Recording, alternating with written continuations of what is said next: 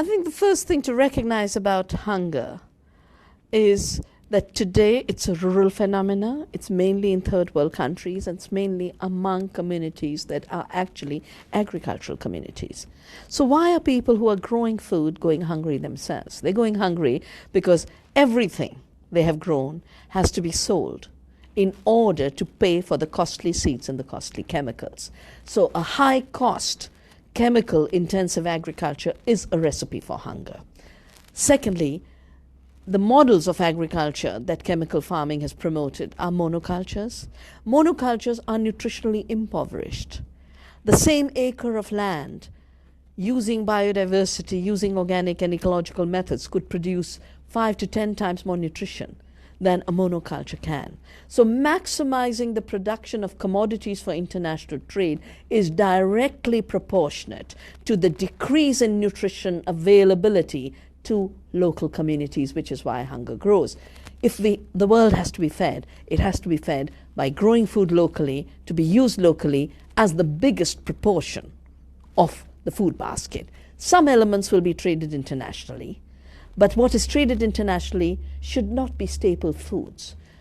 What is traded internationally should be that extra flavor of spices from India and coffee from Guatemala. That's all right.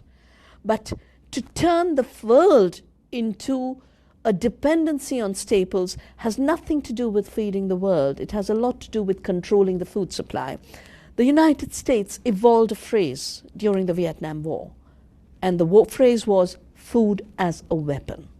The use of food as the ultimate weapon of control.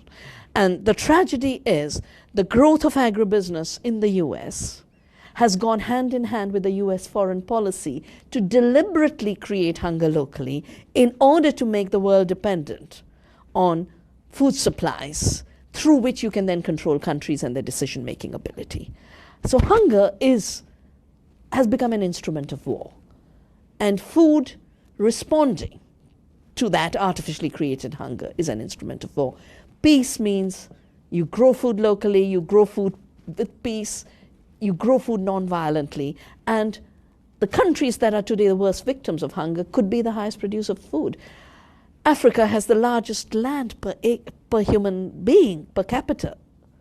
Africa is an abundant continent, and yet because of the deliberate policies, it has today been turned into a continent of hunger.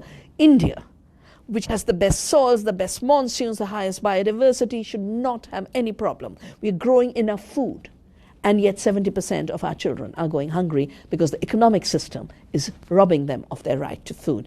So food production must once again be an issue of sustainability, taking care of the earth, and the human right to food must be an inalienable right.